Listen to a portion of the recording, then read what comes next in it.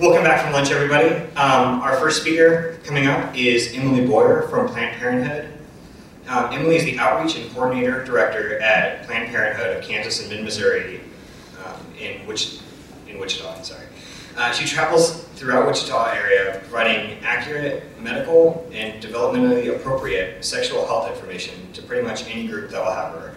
So I know we're happy to have you here. All right, go on.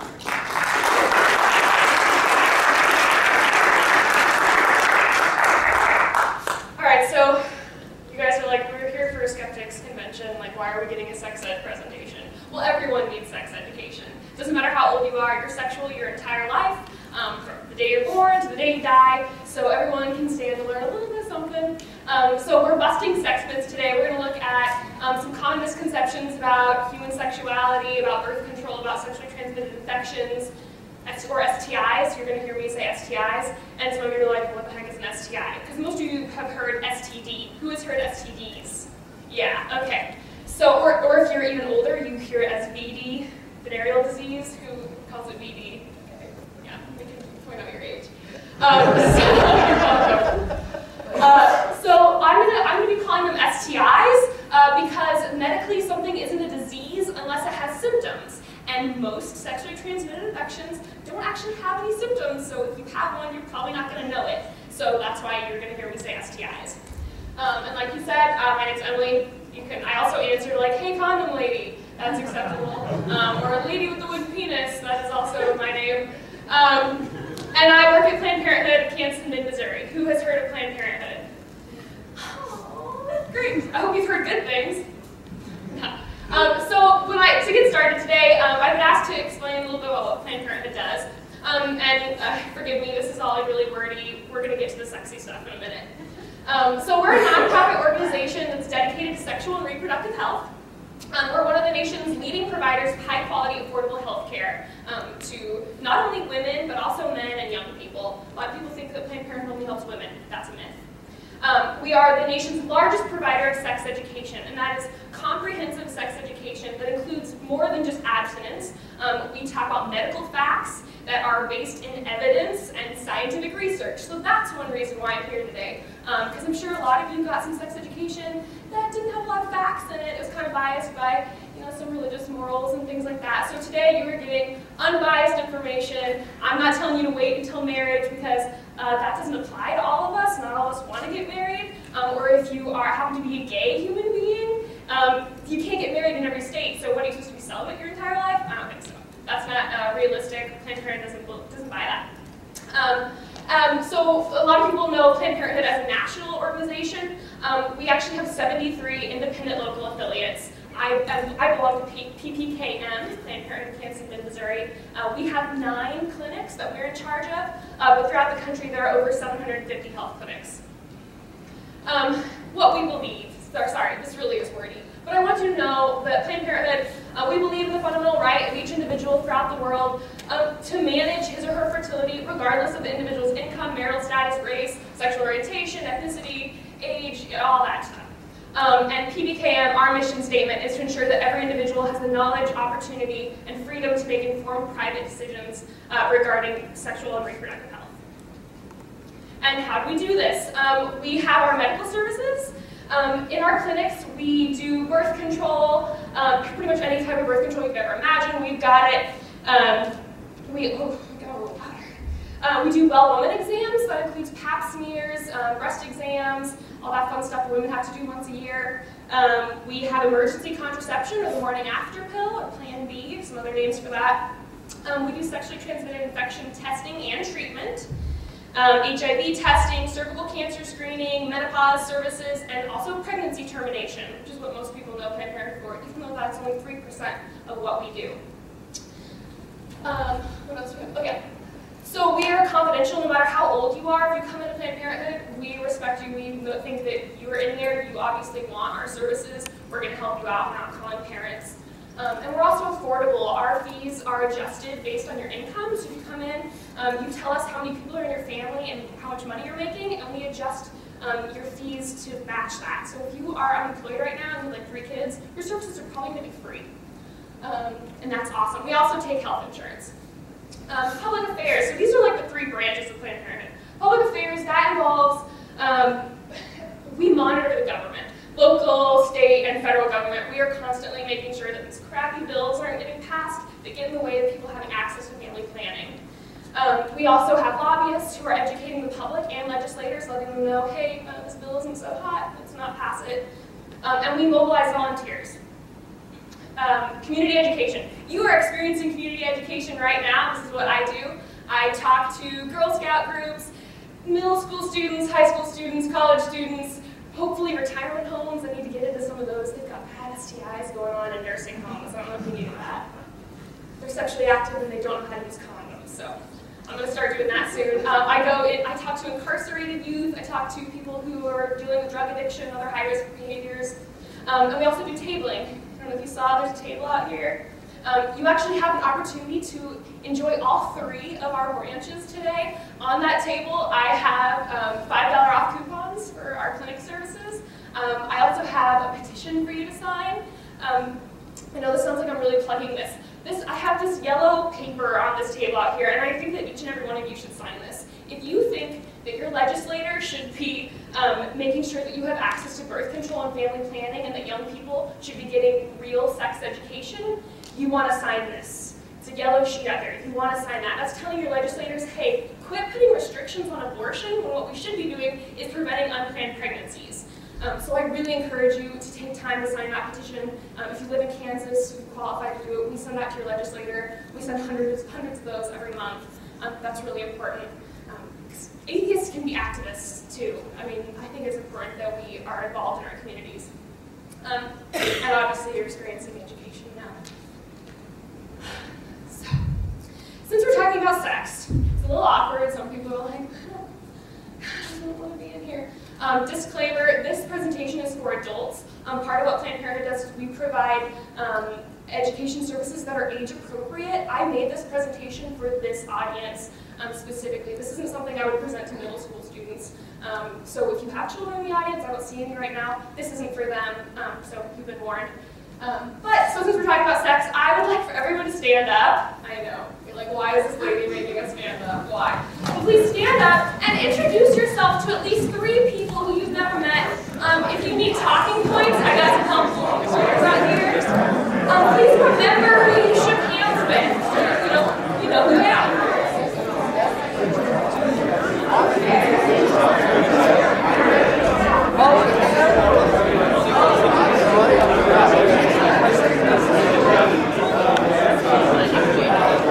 Ask them where they're from. Ask them how many sexual partners they've had.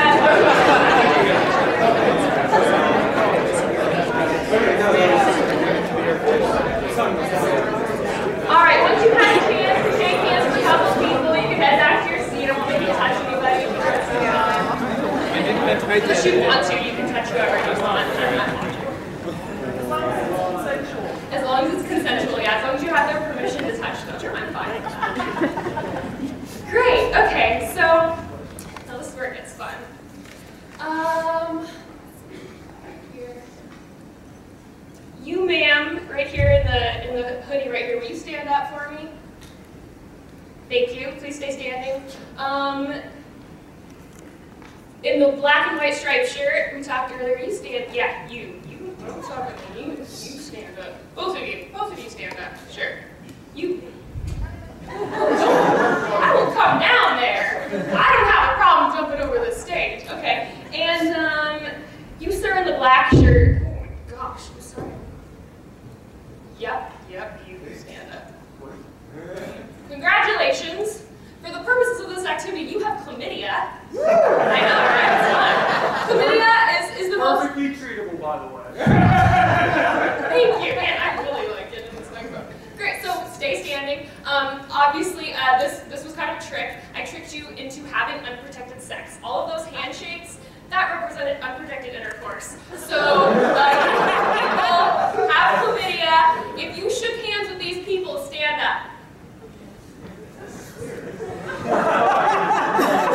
If you shook hands with these people, stand up. And if you shook hands with those people, please stand up. And if you shook hands with those people, please stand up. It's a zombie apocalypse. Yeah, this isn't good, guys. All right, so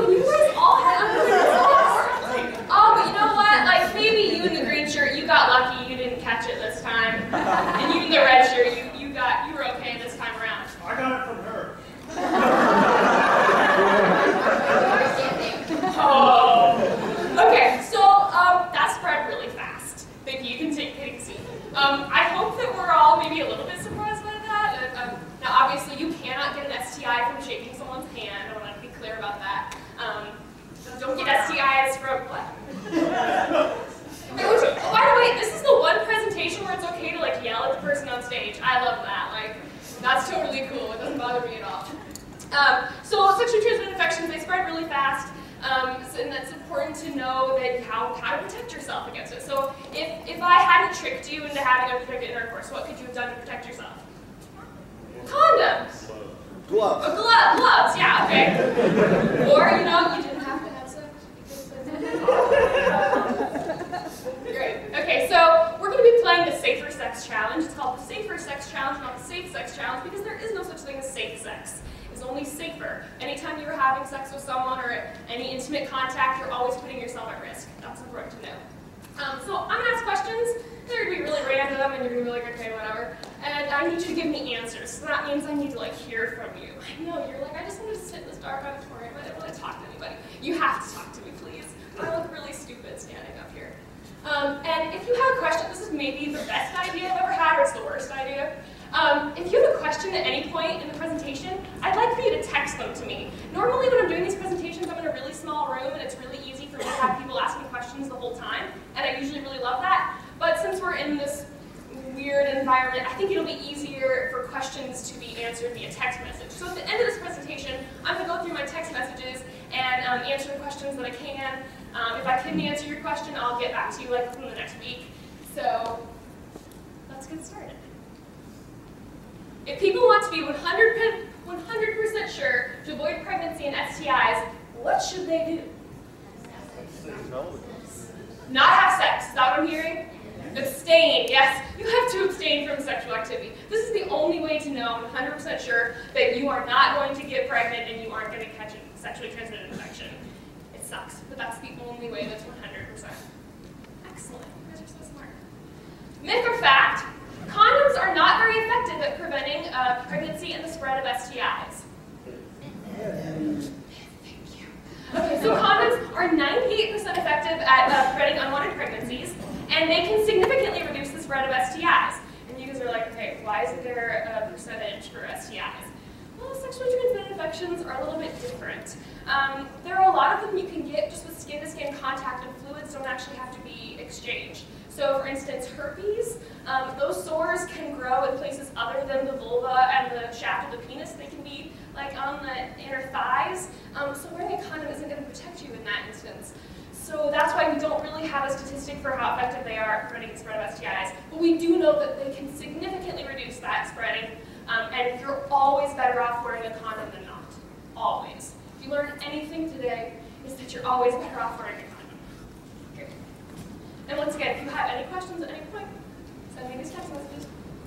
Myth or fact, condoms are too small for some men's penises. Myth. Myth. I hear myth, I hear fact. Okay. This is a myth. And in order to dispel this myth, I'm going to need a volunteer. Preferably someone with shorter sleeves on, if that's possible. Awesome, man. You come right on up. Yeah, give her a round of applause! Look at this lady. Alright. You should come front and center. This is a regular size condom, it's not an extra large. It's also colored. I don't know what color it is until I get it out. Oh, it's green. Exciting. Alright, so make a fist for me.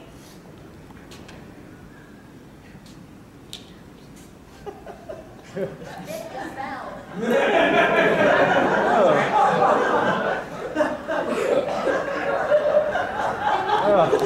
didn't break either.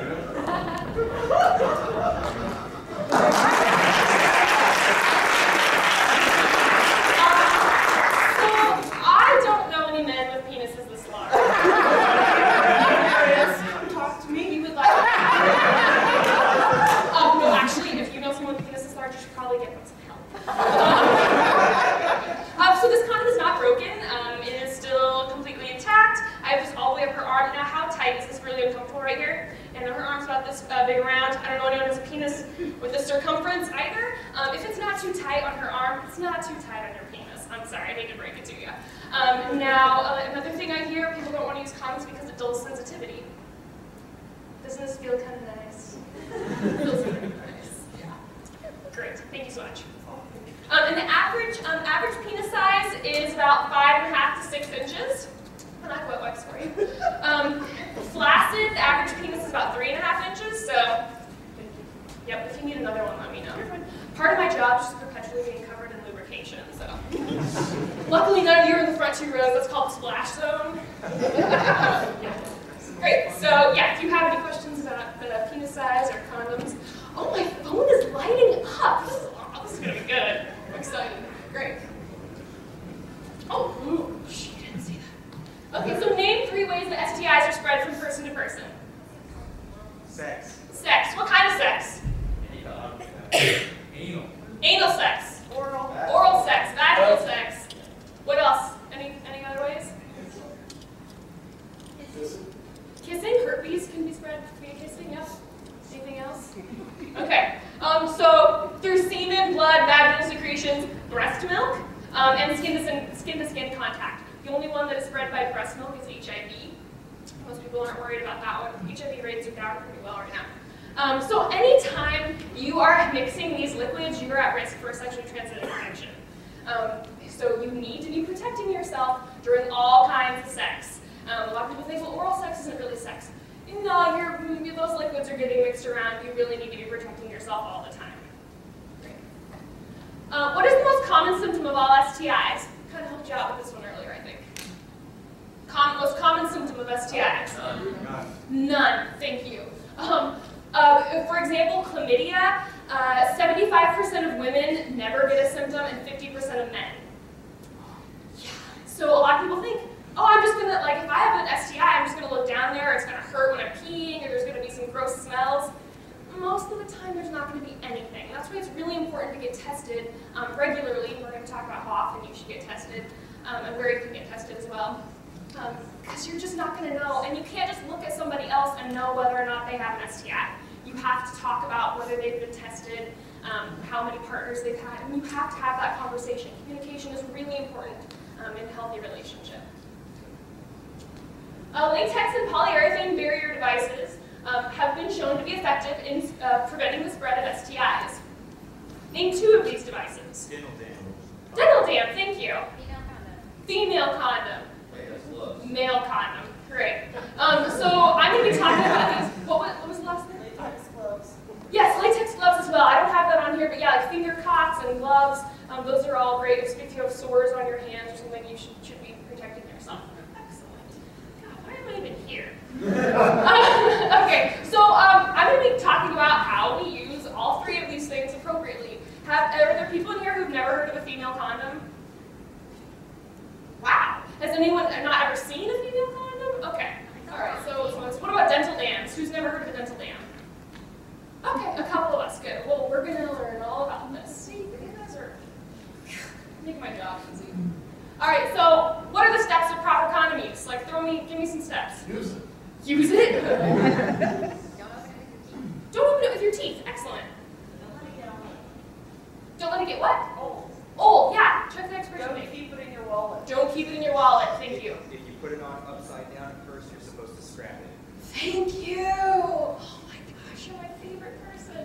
Yeah, we're going to talk about that too if any of you are confused about what that means. Anybody have any other ideas? Proper steps to condom usage?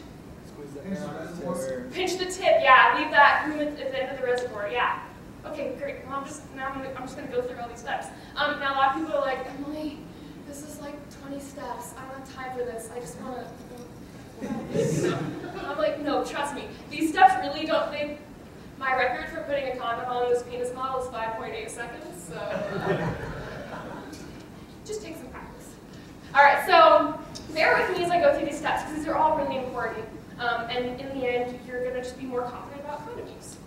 So the first thing to do, read the instructions. Condoms come with instructions. You should probably be paying attention to them. Although usually it's about the same for every condom. Once you know the instructions, you're probably okay. Check the expiration date on the package. Condoms have a shelf life of about 5 years, and most people use their condoms within 1. However, you need to be double checking that your condoms aren't expired. Most condoms have them printed on the condom package themselves, but some brands only put them on the box. So if yours has it on the box and you're going to toss that box, you maybe hang on to the box. You need to know when your condoms expire. Some people I know check their condom expiration dates during daylight savings. So they check their smoke alarms, make sure those are functioning, and they check their condom packages. So you need to make sure these aren't expired, because that latex gets old, the lubricant dries up. You gotta be, just be safe. Check to make sure there's air in the package. This is something a lot of people don't know. Condom packages have a little air bubble in them. And you want this air bubble because it tells you this package has not been broken or punctured. A lot of people are worried about they're in a bad relationship, their partner could be sabotaging their birth control. In a lot of ways that's done is by poking holes in the condoms. If you can feel that air bubble in there, you're good. This package hasn't been messed with. Tear the package open carefully. Now, there's kind of a little step in here. A lot of people don't know. You need to push that condom over to the side, and I didn't really, can you guys see this red condom in here? Kind of, maybe. You need to push it over to the side, so when you tear this open, the foil isn't just cutting into that latex. So just push it over the side, doesn't hurt the condom, and you just open it. You find that perforated edge, and you just simply peel it open. Don't use your teeth, and don't use scissors. Your fingers are going to do just fine. It's great. You need to pull the condom out. Some people are like, oh, I don't want to touch it. It's lubricant, it's not going to hurt you. It's a condom, it's not going to hurt you. Pull that thing out of there. Avoid fingernails and rings and all that fun stuff. Oh, this clicker's going to be loopy. I apologize to the next person who has to touch this. And you need to pinch the tip. Why do we pinch the tip of the condom? So it doesn't break. Why would it break? Because there's air in there. When is it? Pressure. Say it again? More pressure. More pressure, okay. Reservoir for the semen. Okay, so when a man ejaculates, those liquids are coming out about 35 miles per hour. They need somewhere to go. So if you haven't pinched the tip of the condom, you're going to have this weird air bubble at the top, and when the man climaxes, your condom's going to break. If your condom breaks during intercourse, immediately pull out and get a new condom. If you're not on a backup, if you're having vaginal penis sex, you need to get emergency contraception. If you're not worried about pregnancy, maybe think about getting tested for STIs. Every situation is a little bit different. So someone said, when I'm putting this on, and this is my educational penis model, it is fine maple wood. No, I don't know what it is, but it's nice. When you put this on, when you're putting a condom on, you need to look for this sombrero. That's what I call it. So when you're holding the condom, it stands up straight like this. So you can see it. So it's going to roll down really easy. If you have it the wrong way, you're not going to have this nice little hat. And if you start to put it on the wrong way, sorry you guys can't all see this, but what do I do now?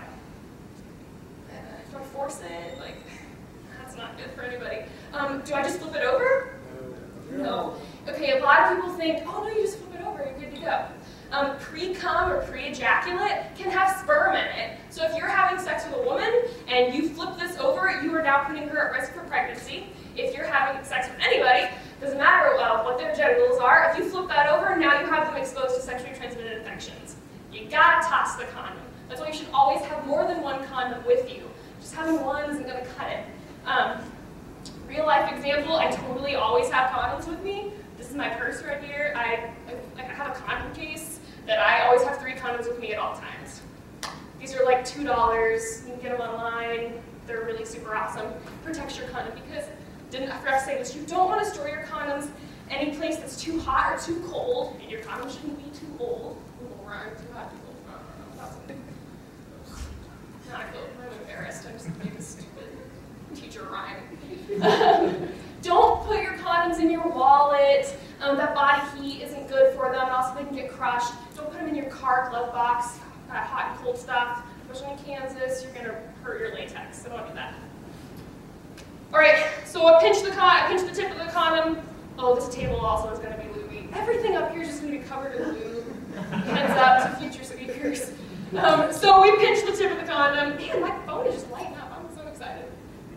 Place the rolled condom on the tip of the erect penis and roll the condom all the way down the shaft. Some people think, oh, of course now I can't do it. Some people think that they're good when they get to here. No. You gotta roll all the way down. So now this person is protected.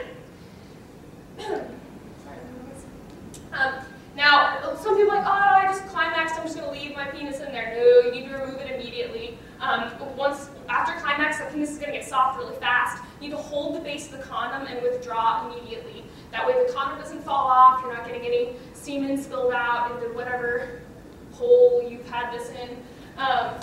And remove it. Remove the condom from the penis. A lot of people have different preferences on how they do this, and whatever it feels right. Make sure you're away from your partner so you're not splashing them with any liquids. It's not good. You don't want those STIs. And then wrap the condom up and throw it away. Do not flush these down the toilet. Oh gosh. You gotta call a roto-rooter, man. You're like, I got like 20 condoms jammed up in my... It's embarrassing. But just throw them in the trash. That's where they go. Someone needs to come up with a condom recycling program or something, so we're not like all this trash from condoms because we're all having sex. Great. I never use a condom more than once. Oh, I had a high school student the other day who he said that he was just leaving the condom on and going in for round 2. I was like, no, you gotta get a new one. And also, who's heard of double bagging? Okay, yeah, so I use 2 condoms at once. Now, there are actually a lot of myths about double bagging. A lot of people have been saying, oh no, latex on latex, it breaks. There actually isn't any evidence to support that. And there really isn't a lot of evidence to support the other way around. So we just say 1 condom and you're good. That's some more research that needs to happen. That's the fun part about being a sex ed teacher and an atheist, is that I'm always having to catch up with science and figure out what new things have been discovered. So why would you want to use 2? What's the point? It can. There's possibly some evidence that it protects better against STIs. I don't recommend it. Don't do it. You know, it's not necessary. You're getting really good protection with just 1. Female condoms. A lot of people have never seen a female condom. It's something that people are uncomfortable with for some reason. I hope after today this kind of changes your mind. There are a lot of benefits to the female condom. So this is worn internally by the female. So it's women power, like you're in charge of your condoms. It's made of a polyurethane and nitrile. So if you're allergic to latex, this is a great option.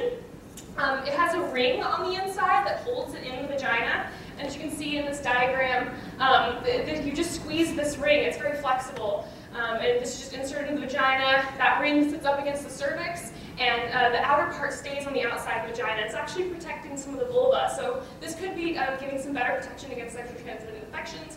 And also this rim right here feels really good up against the clitoris. So that's a bonus there. What else do I need to say about this? This can be put in a couple hours ahead of time. So if you're worried about your male condom getting in the heat of the moment, this is a good option. Although right now I'm going to show you how fast it is to put on male condoms, so that really shouldn't be a problem. So I'm in the heat of the moment. I would like to have protected sex.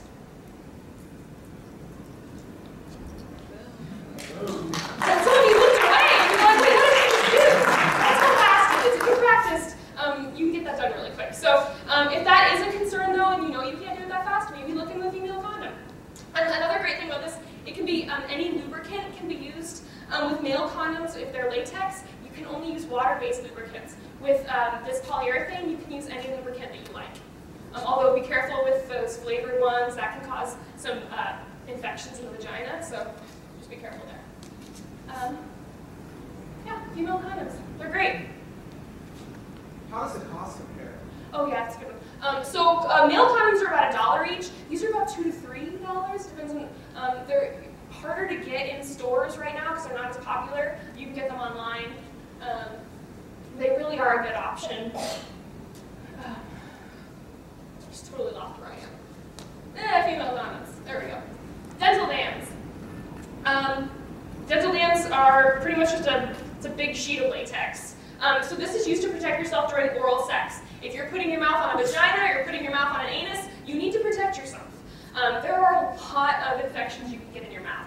Chlamydia, gonorrhea, herpes, there's HPVs being transmitted that way. So the way this is used is you lubricate whatever surface, so pretend my hand's vagina, I'm going to get down with this. So you lubricate that, you cover it with the dental dam, and you can also add lubricants to this so it tastes a little bit better, or tastes worse, depending on what kind of lubricants you're buying, I guess. Or it can also be held and stretched out. Some people like to stretch it so it's really thin, and they can just get in there how they like to.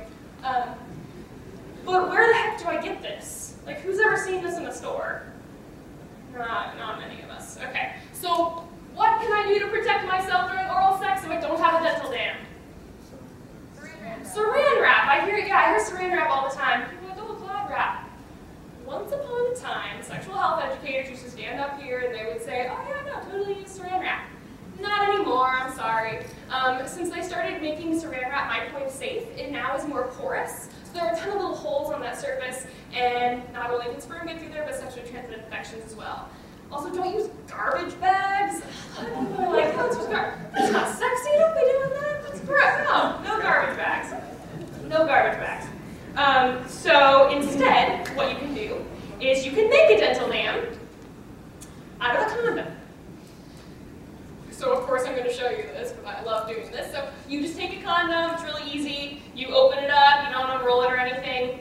You take a pair of scissors, or child safety scissors. I don't know why, it's so much harder this way. You just find the middle of it, and you just make one cut. You're just cutting through the radius of it. There we go. And then I say you smile because you're so happy you're about to have protected oral sex. So exciting. And then all you do is you unroll this. So this is already lubricated. You're good to go. Do you have questions about that? Text them. Awesome. How you're allowed to cut a condom? That is the only time scissors should be in the bedroom. If you're making a dental dam, thank you. Condoms and scissors only go together in this instance. Thank you. Great. How do hormonal contraceptive methods work? So I'm talking about the Nuva ring. I'm going to really want just so you can see it. I'm talking about birth control pills, certain IUDs. How do they work? They're releasing hormones. Great. What do those hormones do? Basically convince the woman's body that it's pregnant. Okay, so it convinces the woman's body it's pregnant. How does it do that? You're not releasing an egg, so you're not ovulating. There's one other thing. Reduced implantation. Actually, no. That's a common myth about it. So here's the full answer. So they have hormones in them, obviously. You have either estrogen and progestin, or just progestin. And those hormones are preventing ovulation, like we said, but they also thicken that cervical mucus. So when you have that thicker mucus, sperm can't get through into the uterus. So it's like double protection. Myth or fact, masturbation is harmful. Thank you. This is one that the religious right has been saying for a long time. I'm very sad about it because this is totally a myth. Masturbation is so good for you. It's totally part of a healthy sex life. I mean, it's ultimately up to you whether you do it or not, but it has been proven to reduce tension, it gets rid of headaches, which I never understand why in like TV shows and movies they have this stereotypical wife who's like, I have a headache. Have sex, it'll get rid of your headache. Like, that's the best medicine. It also it allows you to get in touch with your own body. For women, this is really important because orgasm can be very difficult for women if they don't know what they like. So it's really important to get familiar with that yourself, and you can show your partners, what you want and what works for you.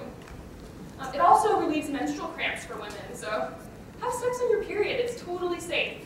Just use a condom, be in the bathtub, whatever you need to do. It's extra lubrication. It's awesome. Myth or fact? You cannot give sexual consent if you are under the influence of alcohol. We all say fact. Okay. Yeah, it's illegal to have sex with someone who's unable to give consent due to intoxication or unconsciousness. How many of you have heard about the Steubenville case in Ohio? Yeah.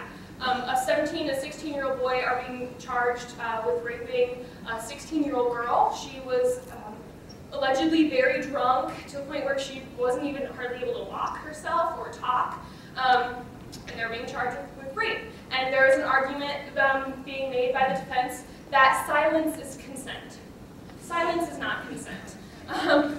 You need to be getting an enthusiastic yes from your partners. I know that sounds really stupid, but if you're not sure if your partners want to do what you're doing, you need to ask them. You should always be saying, does this feel good? Do you like this? Can we keep going? Is this all right for you? And you need to be getting a yes from them. If they say no, then you definitely know what's going on. But if you're getting silence, that's not consent. You need to get that enthusiastic yes. Also, the age of consent in Kansas is 16. So once you're 16, you can consent to sex. Statutory rape is not a law in Kansas, actually. If a 16-year-old and a 19-year-old are having sex, and both of them consent to it, it's totally legal. There's nothing parents can do. You're 16, you consent. There are some Some rules, so if you're like a 15-year-old and a 16-year-old are having sex, usually that's going to be okay because they're close in age. Most prosecutors will overlook that because they are so close in age. You also, so in order to consent, you have to be of legal age. You cannot be drunk or unconscious. You have to be, you can't be mentally deficient. So you have to, you have to be mentally stable. You also have to know what you're consenting to. So if you don't know what oral sex is and your partner says, let's have oral sex, and you don't know what that is, you can't consent to it. So if your partner just shows you, you haven't consented.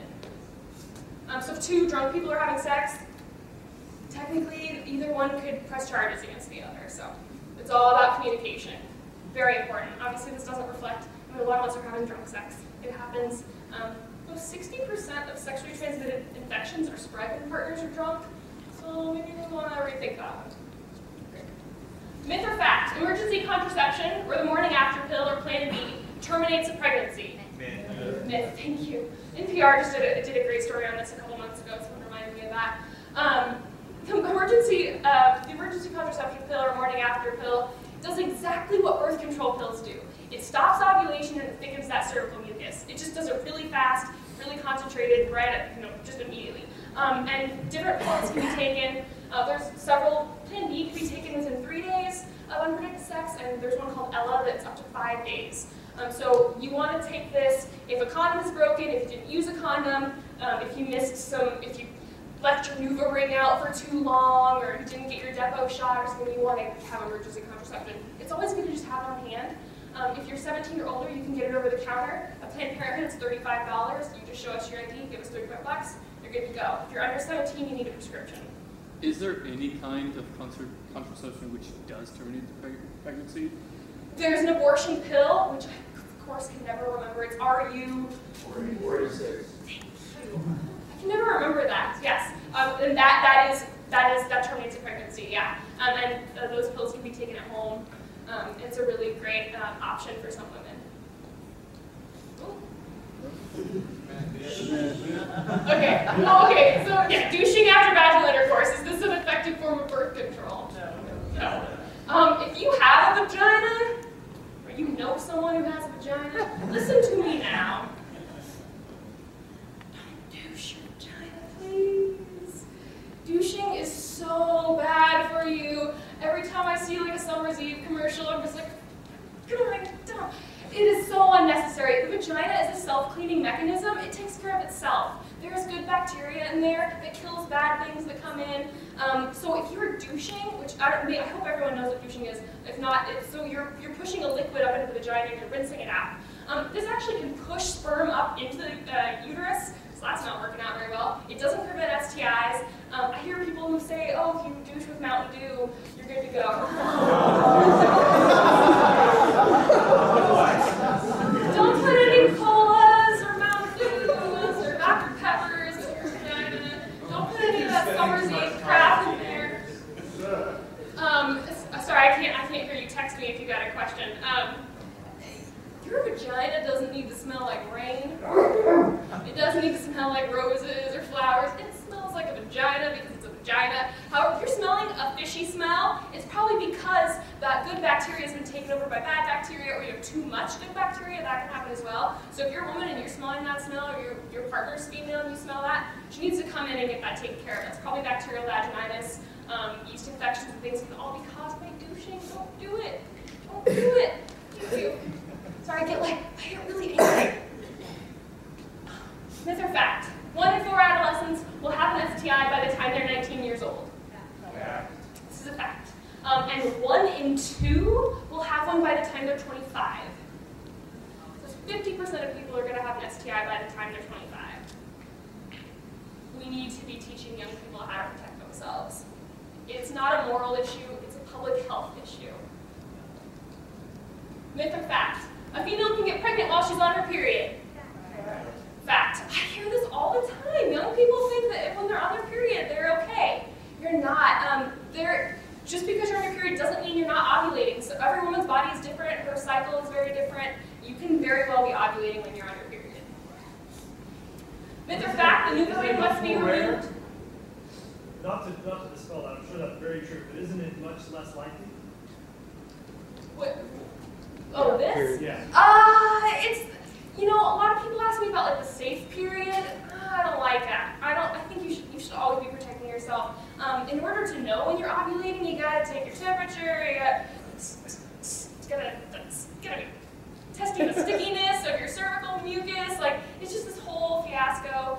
That's great for Catholics, I guess, if that's what they want to do. But we don't need to be messing around with that. That's what's done here. So myth or fact, the NuVa ring must be removed before sexual intercourse. Yeah, that's a myth. So this is I have a blue NuVa ring just so it's easier for people to see. NuVa ring is inserted in the vagina for 3 weeks, and on the 4th week it's removed, kind of just like pills for your 3 weeks of active, and then that 4th week is non-active, or it just has like iron in it, things like that. This can be left in during intercourse. However, I know there's some people who can feel the NuVa ring, or they're just uncomfortable with the idea. It can be removed for up to 3 hours. As long as you just wash it off with some warm water and stick it back in within 3 hours, you're fine. Do you have more questions about that? Time is a little off. Am I still good? Okay. All STIs can be categorized as bacterial, viral, or parasitic. Which category can't be cured at this time? Viral. Thank you. So that's going to be things like herpes, HPV, hepatitis B. What else? I'm forgetting one of the main ones. HIV. I forgot about AIDS. Jeez. She's just a great sex educator, isn't she?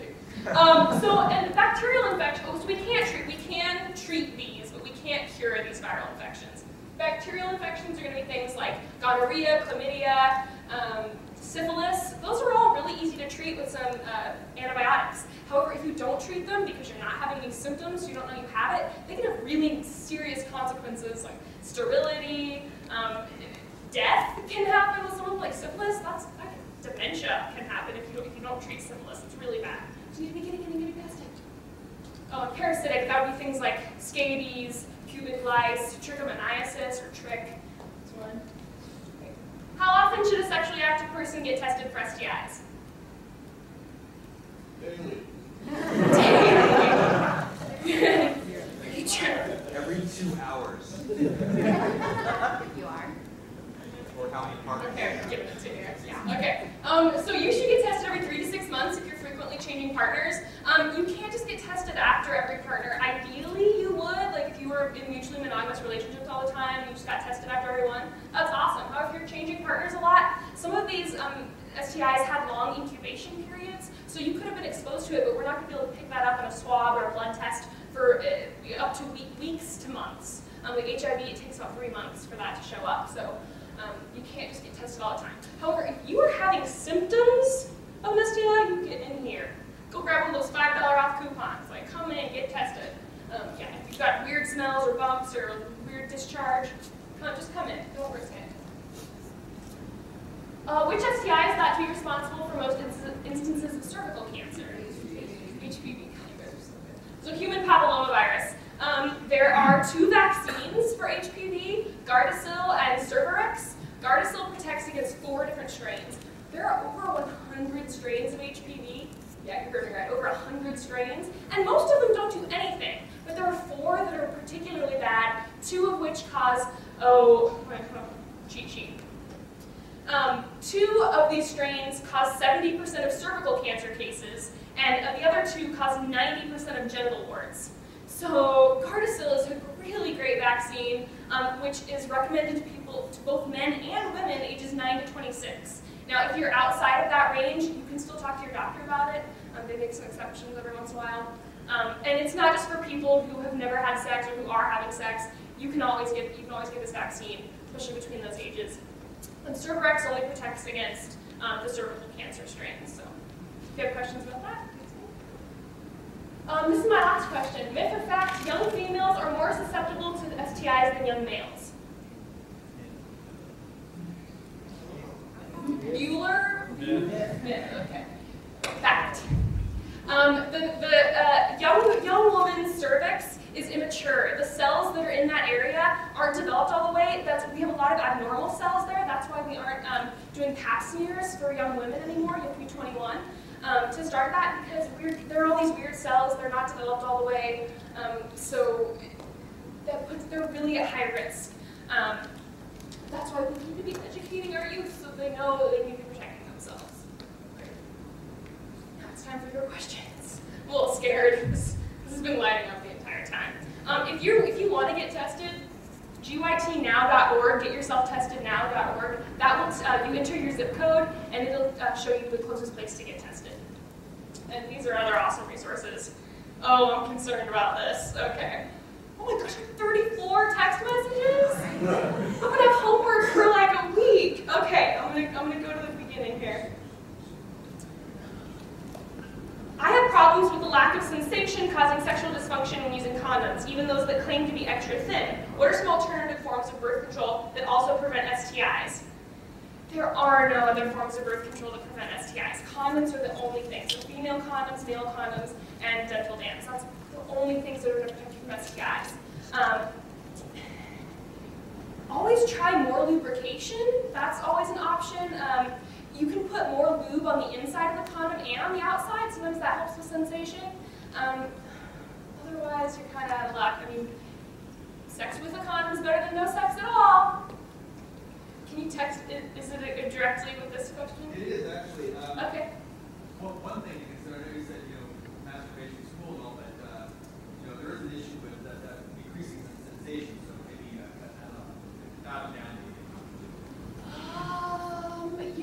I don't know anything about, so like where you're just having so much stimulation that you're desensitized? Right. I don't know. I can't speak on that point. I'm not sure about that one.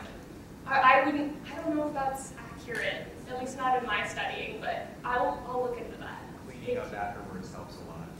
What was it? Cleaning up afterwards, like washing it off and urinating to help Yeah. clear out whatever might be. Yeah, you should always pee before and after sex. That doesn't prevent pregnancy, but for women that can, if you're getting a lot of UTIs, that can help.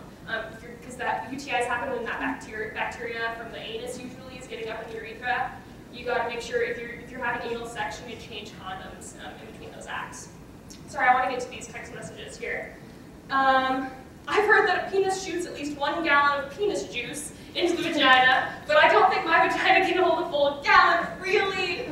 Really? This is a real question. I'm being a terrible sex educator right now. Okay, yeah. Darn you guys, you're abusing the system. Okay, never mind. I need to screen these before I read them out loud. Gonna make me blush. Can men catch HPV? Absolutely. Men, we kind of suspect that men are the reason this is getting spread around so much because they usually don't have symptoms with this. Now, HPV can cause penile cancer, but it's overwhelmingly affecting women. So a lot of men don't know they have HPV. They're not being tested because they don't have any symptoms, but you absolutely can be a carrier and you can be spreading that to your partners, male or female. Excellent question. Is there a test for male HPV? Because I've read that currently there is not. Yes, there is. I don't know how we do it though. I don't know if it's a... Because I just looked this up recently on, it was like the cdc.gov, and they said currently, right now, there are no good tests for men. I don't know. I don't know.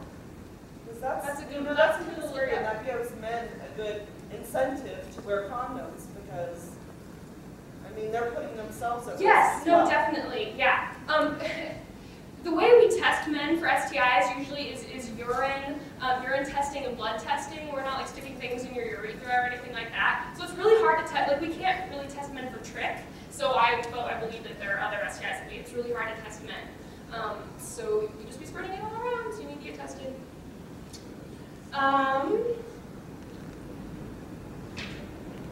Sorry, I'm trying to get these. What effects are temperature on condoms? Can they be left in your car? Don't leave condoms in your car. When I'm doing presentations, a lot of times these presentations are early in the morning, and so I take condoms home with me, like a box of 500 condoms. I have to take that into my apartment every night. I never leave those out in the car. Cars get really hot and they get really cold. Both heat and cold can affect the latex. They can break that latex, and it can freeze that lubrication. They need to stay in the room temperature environment. I wonder what your neighbors think about that. Yeah, I've gotten some funny looks for that one because my box is like labeled. It says condom condoms and dental dams in huge letters. or I don't know if you saw, I have a vase of condoms out there. Sometimes I'm just carrying that. So that's why I answered a hey condom lady. There's an issue with condoms being too big. That seems like a bigger concern. Okay, yeah, so this person is saying the BBC recently did a report about issues, the issue of condoms being too big, especially for Indian men. I'm familiar with the report you're talking about. That can be. Now, every brand kind of varies a little bit in size. If you're running into that issue of a condom being too small or being too big, which is proved that they really are, you can special order them, I believe. I think there are some brands that specialize in those smaller sizes. I haven't researched that enough. So you guys are giving me great things to like educate myself on. Great. How do you tell if a condom's too big or too small? It should fit snugly on the base of the penis. If it's like rolling up a lot, or like if it really is too small, it would be incredibly uncomfortable. But like, I mean, that condom was on her forearm earlier, and that wasn't an issue. So usually that's not much of a problem. You can always buy extra large condoms. I even have XLs in my vase up here. I have a problem with the penis hitting the cervix. Should you use a female condom? The penis often does hit the cervix. That's part of sexual intercourse usually. If you have a penis and a vagina going on it. That didn't make sense. So the vagina is only about 3 inches deep, and if most men's penises are about 5 to 6 inches deep, you're gonna be hitting the cervix. If it's causing you pain, I would go talk to your doctor or your practitioner or something. That doesn't, if it's painful, that's not normal. But that shouldn't be an issue. And yeah, you should try a female condom. That inner ring is gonna rest up against the cervix. If you think that'll help you out, I say try it.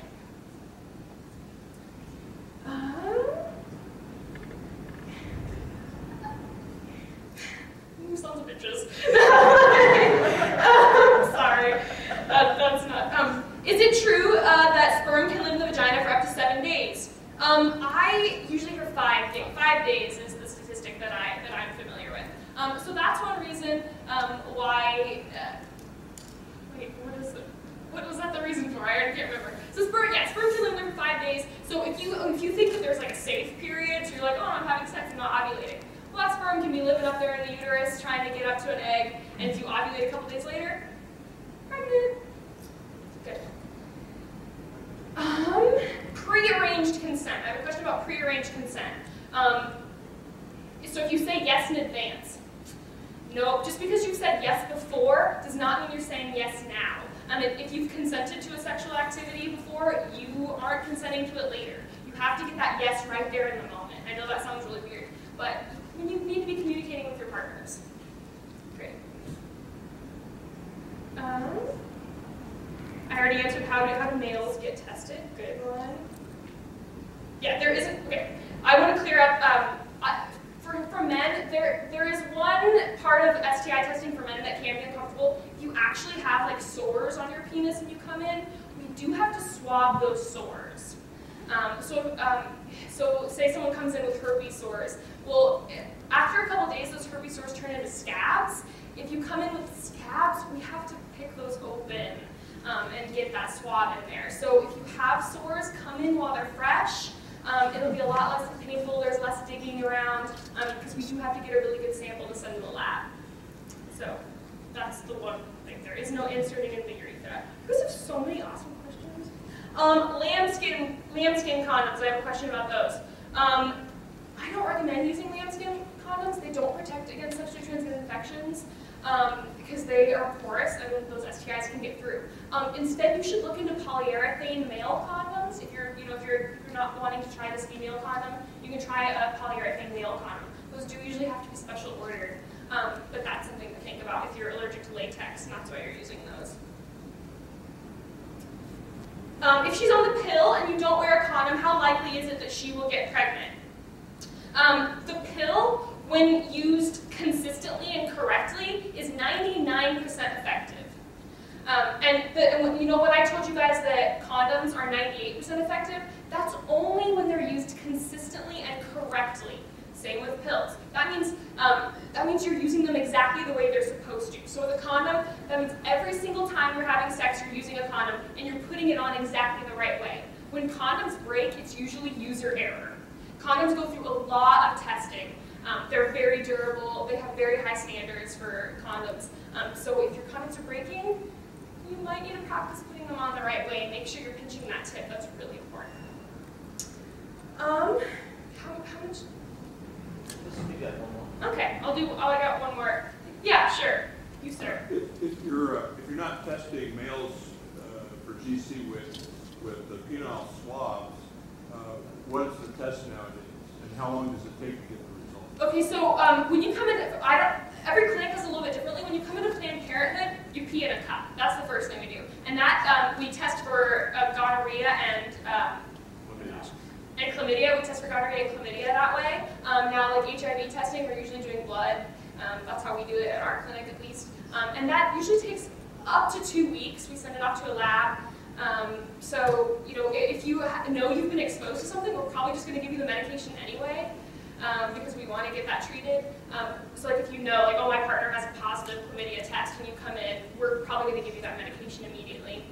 Now, for women, what's awesome about our Planned Parenthood clinic is we do these vaginal swabs. We immediately go to a microscope and we look at that stuff under the microscope. So we can actually, like, oh, that's yeast. We don't have to, I mean, we do send it off to a lab anyway, but we like look, we're like, oh, that's trichomoniasis. I see those protozoa and little guys swimming around. So we can immediately treat you, and we're almost always right, because you can see it right there. So. But from a community health perspective, the old GC swab was easy to set up with low-tech and remote locations. You have a result in 1 to 2 days, and if you're doing contact searches, that makes a big difference compared to 2 weeks later. Yeah, and we don't, Planned Parenthood doesn't offer that. I can't really speak on that, but yeah, there are systems in place that are much faster. I hope you guys enjoyed this. I have so many questions for you. I will try to answer them as soon as I can. Give me some time, because I've got a lot of work to do here over the weekend, so I'll try to get these answers to you. My card is on that table if you want to email me questions. Thank you so much, guys. Be safe. Thank you.